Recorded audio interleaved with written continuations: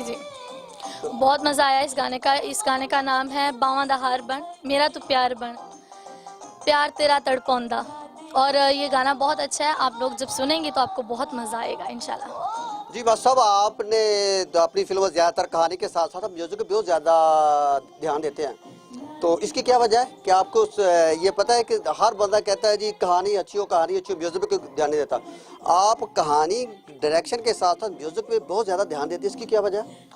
नईम खान साहब, फिल्म की कामयाबी के लिए 80% जो हाथ है वो म्यूजिक का होता है।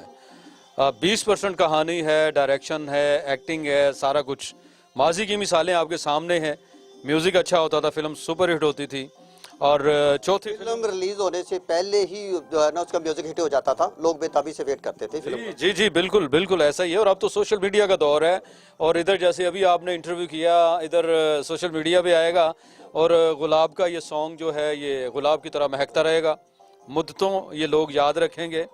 सायरा नसीम हमारे मुल्क की बड़ी अच्छी सिंगर हैं। आज के दौर की जो सायरा नसीम है वो गुलाब है। क्या बात।